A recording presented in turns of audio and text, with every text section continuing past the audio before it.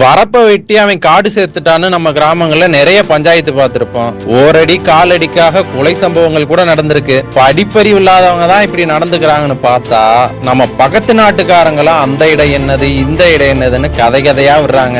பாகிஸ்தானுக்கும் நமக்கு ஏற்கனவே காஷ்மீர் பிரச்சனை தீராம இருக்கு. இந்த சீனாக்காரங்க வேற அப்பப்ப அருணாச்சல பிரதேசம் என்னது சிக்கிம் என்னதுன்னு சிக்கல் தர்றாங்க. இதெல்லாம் போதாதுன்னு நம்ம கூட நல்ல நட்பு நாடா இருந்த நேபாளமும் இப்ப சண்டைக்கு கிளம்புறாங்க.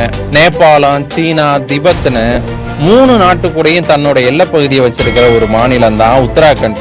அங்க இருக்க லிபுலேக், கலாபாணி, லிம்பியாதுரா ஆகிய பகுதிகளை எங்க பகுதிகள்னு இப்ப நேபாளம் சொல்லியிருக்கு.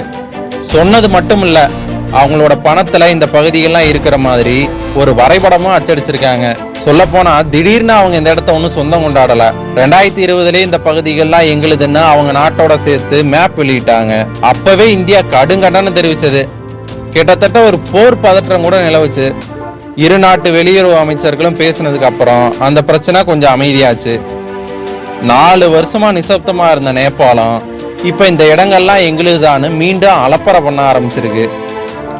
நேபாள பிரதமர் புஷ்பகமல் தஹால் பிரசந்தா தலைமையிலான அமைச்சரவை இந்த புது பணத்தை நடைமுறைக்கு கொண்டு வந்திருக்காங்க. இந்தியாவில் தேர்தல் நடந்துட்டு இருக்கிற இந்த நேரத்துல இப்படி பண்ணா யாரும் கண்டுக்க மாட்டாங்கன்ற நினைப்புல தான் இந்த மாதிரி பண்ணியிருக்காங்க. அதே நேரத்துல நேபாளத்தோட இந்த முயற்சிக்கு பின்னாடி நாம நினைச்சு கூட பார்க்க முடியாத வேறொரு காரணம் இருக்குன்னு சொல்றாங்க. இந்து மக்களின் நாடா இருக்கிறது தான் நேபாளம். இந்த நேபாளத்தை பல்லாயிரம் வருஷமா இந்திய வம்சாவளி மன்னர்கள் தான் ஆண்டுகிட்டு இருக்காங்க.